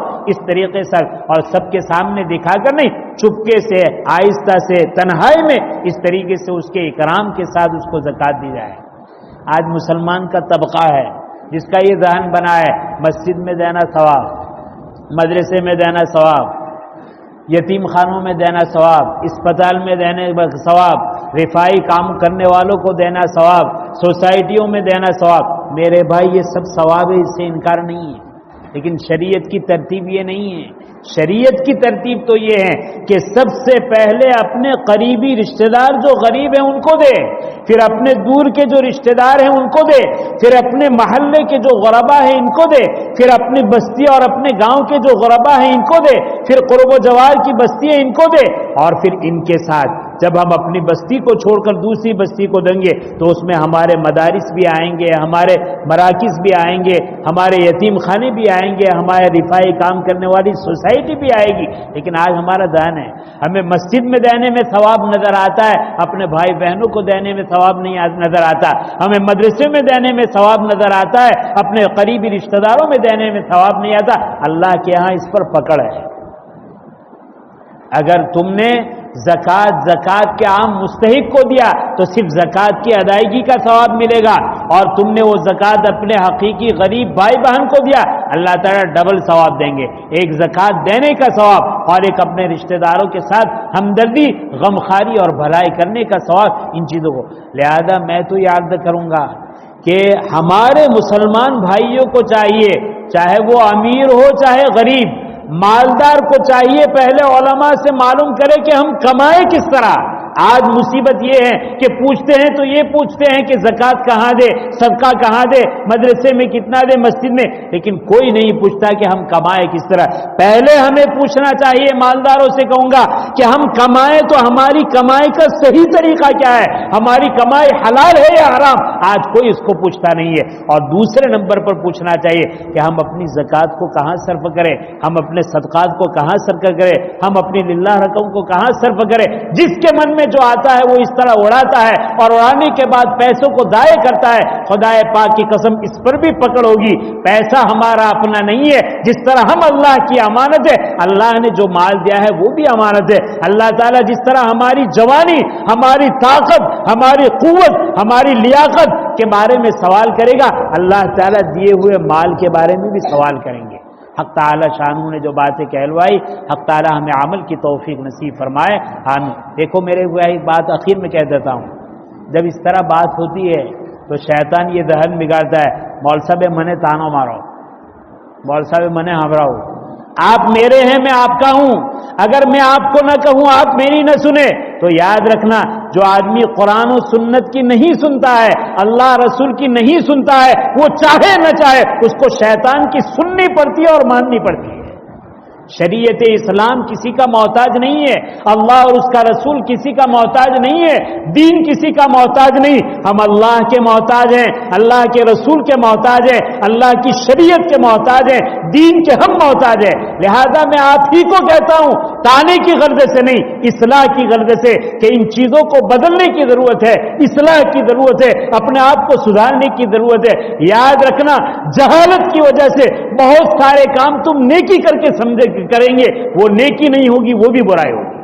برائی تو برائی ہے، لیکن بعض نیکیاں بھی شریعت کا علم نہ ہونے کی وجہ سے وہ برائی ہوتی ہے۔ میں آپ سے عرض کروں، مثال کے طور پر آپ کے پاس انٹرسٹ کا پیسہ ہے، آپ کے پاس زکوٰۃ کا پیسہ ہے، آپ کے پاس فطرے کا پیسہ ہے، آپ نے مسجد کی عمارت بنانے میں لگا دیا، جائز نہیں ہے، آپ سمجھے کہ ثواب کا کام ہے۔ لہذا خرچ کرنے میں آپ کو پوچھنا پڑے گا کہ شریعت کا راستہ کیا ہے، حلال کمائی میں آپ کو پوچھنا پڑے گا کہ شریعت کا راستہ کیا ہے۔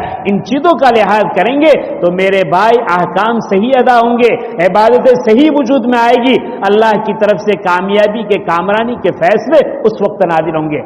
حق تعالیٰ نے جو باتیں کہلوائی، حق تعالیٰ ہمیں عمل کی توفیق نصیب فرمائے، آمین۔ وآخر الدعوانا الحمدللہ رب العالمین۔ دعا کریں۔ الحمدللہ رب العالمین عدد خلقه ورضا نفسه وزینة عرشه ومداد کلماته، اللهم لا احصي ثناء عليك انت كما اثنيت على نفسك، اللهم صل على محمد كلما ذكره الذاكرون وصل على محمد كلما غفل عن ذكره الغافلون، ربنا آتنا في الدنيا حسنة وفي الآخرة حسنة وقنا عذاب النار، ربنا لا تزغ قلوبنا بعد إذ هديتنا وهب لنا من لدنك رحمة إنك أنت الوهاب، اللهم أصلح لنا شأننا كله ولا تكلنا إلى أنفسنا طرفة عين فإنك تعلم خائنة الأعين وما تخفي الصدور، اللهم لا سهل إلا ما جعلته سهلا وأنت تجعل الحزن سهلا إذا شئت، لا إله إلا الله الحليم الكريم، سبحان الله رب العرش العظيم والحمد لله رب العالمین۔ الہی اپنے فضل و کرم سے ہمارے گناہوں کو معاف فرما، ہماری خطاؤں سے درگزر فرما، ہماری سیئات کو حسنات سے مبدل فرما۔ اے اللہ، جس شان کریمی اور جس فضل سے آپ نے دین کی باتیں کہنے سننے کی توفیق عطا فرمائی، اے اللہ آپ اپنے فضل و کرم سے اس پر ہمیں عمل کی توفیق عطا فرما۔ اے اللہ، اس پر عمل کرنے میں نہ ہمارا کوئی بھائی محروم رہے، نہ ہماری کوئی بہن محروم رہے۔ اللہ ہم سب کو ہدایت عطا فرما، ہم سب کو طاعت کا ذوق اور شوق نصیب فرما، عبادت کی حلاوت اور لذت نصیب فرما، عبادت میں دھیان نصیب فرما۔ اے اللہ ہر کام کو آپ کی شریعت کے مطابق کرنے کی توفیق عطا فرما۔ اے اللہ ہم تو بہت گندے ہیں، اے اللہ منافق پنا ہمارے اندر ہیں، ریاکاری ہمارے اندر ہیں، اندر کچھ ہے اور باہر کچھ ہیں۔ اے اللہ لوگوں سے ملنا ہمارا اس طرح ہوتا ہے، لوگوں سے سلام اس طرح ہوتا ہے، لوگوں کا اکرام اس طرح ہوتا ہے۔ اے اللہ اس منافقت سے، اس حسد سے، اس بغض سے، اس عداوت سے ہمارے قلوب کو پاک کر دیجئے۔ اے اللہ ہم میں عصبیت ہیں، خاندانیت ہیں، قومیت ہیں، رشتہ داری کا نشہ ہے، اے اللہ قومیت کا نشہ ہے۔ اے اللہ ان سب سے ہمارے قلوب کو پاک کر دیجئے، اے اللہ ہمیں آپ کی معرفت نصیب فرما دیجئے، آپ کی محبت نصیب فرما دیجئے، ہر حق کے ساتھ دینے کی توفیق عطا فرما دیجئے، ہر ناحق سے دور رہنے کی توفیق عطا فرما دیجئے۔ اے اللہ مال و دولت کے نشے میں، مالداروں کی خوشامد میں ہم نے اپنے دین کو تباہ و برباد کر رکھا ہے، اے اللہ ہمیں صحیح سمجھ نصیب فرما دیجئے۔ اے اللہ دنیا میں جو کچھ بھی ہو رہا ہے سارا تیرے قبضے قدرت میں ہے، تو جو چاہے وہ کرتا ہے، تو جو چاہے وہ ہوتا ہے۔ اے اللہ ہم آپ سے آپ کی رضا چاہتے ہیں، ہم آپ سے آپ کی معرفت چاہتے ہیں، ہم آپ سے آپ کی محبت چاہتے ہیں۔ اے اللہ آپ کی شان کریمی ہے، بلوغ کے بعد اتنے سارے رمضان ملے، سب کو ہم نے ناقدری کے ساتھ گزار دیا، پھر بھی آپ ہمیں رمضان کی دولت سے مالا مال فرما رہے ہیں۔ اے اللہ آپ کتنے بڑے ہیں، کتنے کریم ہیں، کتنے سخی ہیں۔ اے کریم آقا، جس طرح آپ جس فضل اور جس شان کریمی سے آپ اس دولت کو ہمیں عطا فرما رہے ہیں، اے اللہ اس کی ایک ایک لمحے کی، اس کے رات کی، اس کے دن کی، اس کے صبح کی، اس کے شام کی، اے اللہ مختلف النوع سے وصول کرنے کی اور آباد کرنے کی توفیق عطا فرما۔ اے اللہ رمضان کے مہینے میں ہمیں صحت، قوت، عافیت، ہمت، تندرستی عطا فرما، زیادہ سے زیادہ عبادت کا اہتمام نصیب فرما، زیادہ سے زیادہ تلاوت ہو، زیادہ سے زیادہ نوافل کا اہتمام ہو، فرائض کا اہتمام ہو۔ اے اللہ اس دور میں تیرے بہت سارے بندے باوجود قدرت اور طاقت کے روزہ چھوڑے ہوئے ہیں اور تجھ سے دوری اختیار کیے ہوئے ہیں، اے اللہ ان کو ہدایت عطا فرما، چاہے وہ ہمارا دینی بھائی ہو، چاہے وہ ہماری دینی بہن ہو۔ اے اللہ ہر ایک کو نمازوں کا اہتمام نصیب فرما، فرض روزے کی ادائیگی کا اہتمام نصیب فرما، بیمار ہیں ان کو شفا عطا فرما، قوت عطا فرما، ہر ایک کے لیے رمضان کی عبادتوں کو بے انتہا آسان فرما۔ اللہم سلمنا رمضان وسلم رمضان لنا۔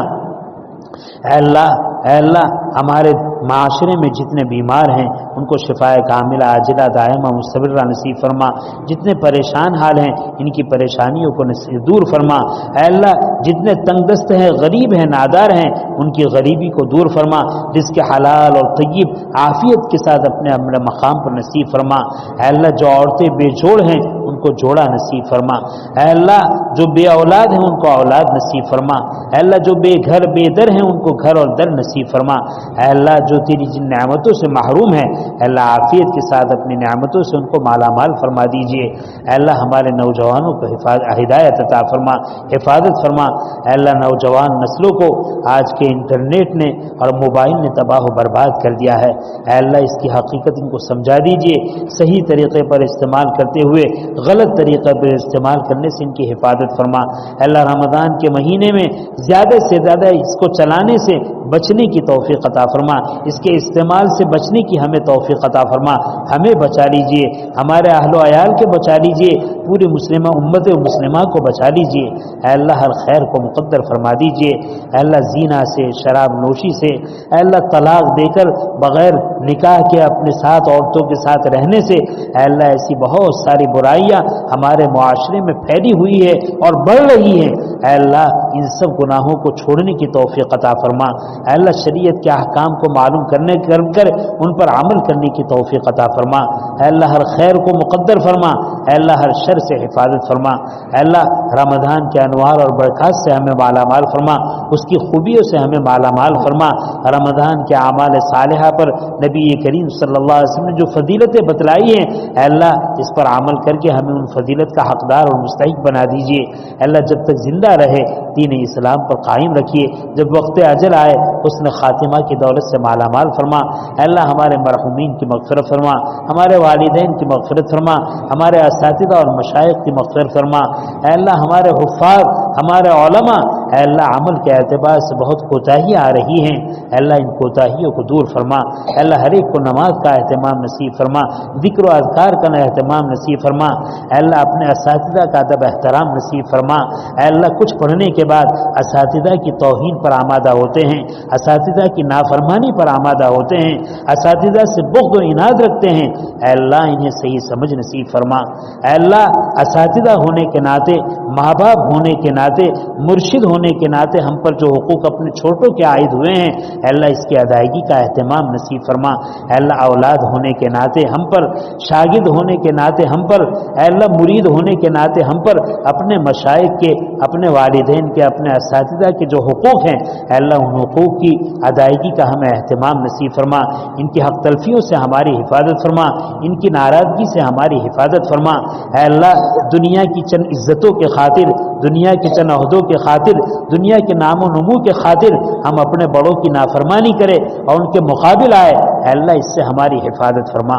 اے اللہ اس سے ہماری حفاظت فرما، ایسے غلط قسم کے لوگوں کی حمایت سے ہماری حفاظت فرما، ہر ناحق سے اے اللہ ناحق کی حمایت سے ہماری حفاظت فرما، حق کو تلاش کرنے کی اور حق کا ساتھ دینے کی ہمیں توفیق عطا فرما۔ اے اللہ ہمارے معاشرے میں بڑے بڑے بگڑے ہوئے نظر آتے ہیں، اہل انتظام بگڑے ہوئے نظر آتے ہیں، اہل صلاح بگڑے ہوئے نظر آتے ہیں۔ اے اللہ مدارس کے ذمہ دار، مکاتب کے ذمہ دار، اے اللہ مساجد کے ذمہ دار، اے اللہ سوسائٹیوں کے ذمہ دار، اے اللہ ٹرسٹ کے ذمہ دار، اے اللہ ہر ایک کے اندر اپنی ذمہ داری کا احساس نصیب فرما، امانت داری نصیب فرما۔ اے اللہ اوقاف کے مالوں میں خرد برد کرنے سے، حرام طریقے پر اس کو کھانے سے اور فضول خرچی کے ذریعے اس کو ضائع کرنے سے اے اللہ ان کی حفاظت فرما۔ اے اللہ ہمیں امانت داری کا احساس نصیب فرما۔ اے اللہ جتنی خیر ہو سکتی ہے ہمیں عطا فرما، جتنے شروع اور فتن ہو سکتے ہیں اس سے ہماری حفاظت فرما، ہر خیر کو مقدر فرما کر ہر شر سے ہماری حفاظت فرما۔ الہ العالمین جو کچھ مانگا وہ بھی عطا فرما، جو کچھ رہ گیا اپنے فضل سے اس سے بڑھ کر اور اس سے بہتر ہمیں نصیب فرما۔ اے اللہ ہمیں آپ کا خیال رہے، نہ مالداروں کا خیال رہے، نہ خوشامدیوں کا خیال رہے، نہ منصب اور عہدیداروں کا خیال رہے، اے اللہ آپ کی رضا کا خیال رہے۔ اے اللہ ہمیں ایسا قلب نصیب فرما، ایسا ایمان نصیب فرما۔ اے اللہ سارا عالم ہم سے ناراض ہو اور آپ ہم سے راضی ہو یقیناً کامیابی کا سودا ہے، اور اگر سارا عالم راضی ہو اور آپ ناراض ہو بربادی اور ہلاکت کی شکلیں ہیں۔ اے اللہ اس چیز کو سمجھنے کی توفیق عطا فرما۔ اے اللہ اپنا ہو یا پرایا حق کی حمایت کی توفیق عطا فرما، اپنا ہو یا پرایا اے اللہ باطل پر اس کی حمایت سے ہماری حفاظت فرما۔ اے اللہ جو کچھ مانگا وہ بھی عطا فرما، جو کچھ رہ گیا اپنے فضل سے اس سے بڑھ کر اور بہتر عافیت کے ساتھ بے مانگے نصیب فرما۔ الہ العالمین ہماری دعا کو اپنے فضل و کرم سے، اپنے اسماء حسنہ کی برکت سے اور حضرات انبیاء اور رسول علیہم الصلاۃ والسلام کے صدقہ طفیل قبول فرما۔ اللهم انا نسألك من خير ما سألك منه نبيك وحبيبك محمد صلى الله عليه وسلم، ونعوذ بك من شر ما استعاذك منه نبيك وعبدك محمد صلى الله عليه وسلم، وأنت المستعان وعليك البلاغ، لا حول ولا قوة إلا بالله العلي العظيم۔ ربنا تقبل منا إنك أنت السميع العليم وتب علينا إنك أنت التواب الرحيم، وصلى الله تعالى على خير خلقه سيدنا ومولانا محمد وآله وصحبه أجمعين، آمين برحمتك يا أرحم الراحمين۔